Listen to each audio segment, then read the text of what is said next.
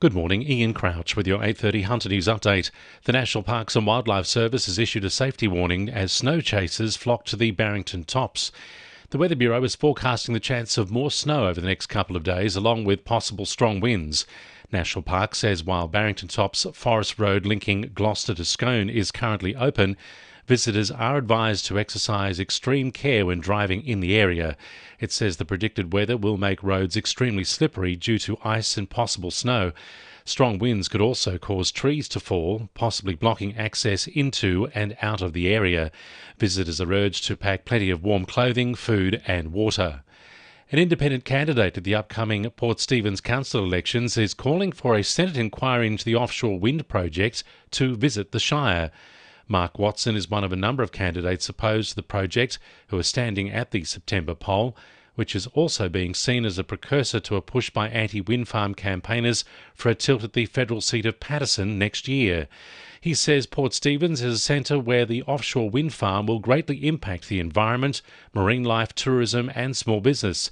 He's also urging concerned community members to lodge a submission to the Senate committee, saying community consultation on the project had been poor. As Hunter voters prepare to head to the polls, the New South Wales Electoral Commission is issuing a timely reminder to ensure our details are up to date. Local government elections will be held on Saturday, September 14, and eligible voters, including people turning 18, should update their details by August 5.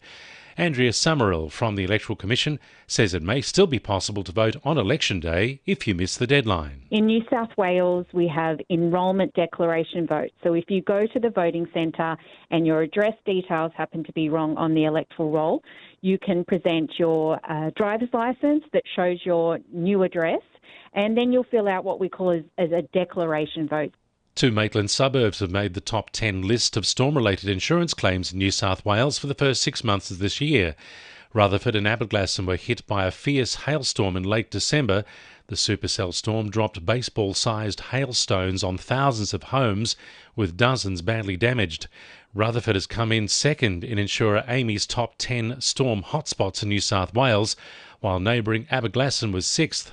The SES has also compiled a list of the state's busiest units. Wyong was number one with 570 storm-related incidents. Hunter Waters says it will take action following the completion of a risk assessment on the Grahamstown Dam.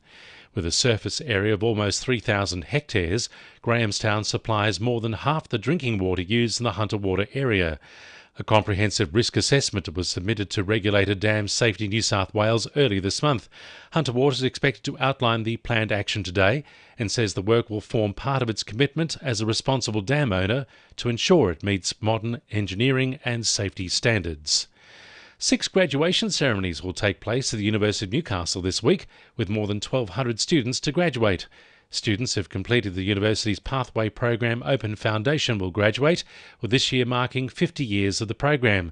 Rebecca Cramp will be graduating with a Bachelor of Business later this morning and says she went back to university to move up in her profession. Going back to university at an older age has given me a little bit more perspective, and I guess I've taken on board a lot more information than I probably would have if I was 18 and not really interested. So it's really benefited me personally.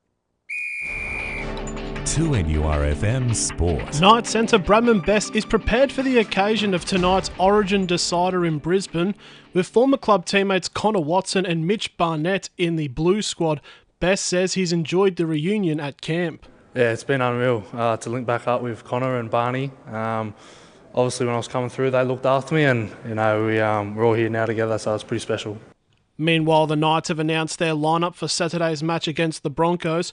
All 3 Origin reps are expected to back up for the game, with Jack Hetherington returning to the squad to play off the bench. Newcastle jockey Ash Morgan has closed down the top of the New South Wales Premiership ladder after getting a win at yesterday's meet at Broadmeadow. He has a chance on closing the gap further with 7 races at today's meeting in Grafton. And the Lambton Jaffers has submitted their challenge of the 6-match ban for referee abuse on midfielder Reece Pappas from the Broadmeadow clash on July 6th. That's sport. I'm Jessie Dennett. And the winning numbers in Oz Lotto are 1, 10, 15, 18, 33, 36 and 42, and the supplementaries are 9, 12 and 27. And now you're up to date with the latest 2NURFM Hunter News.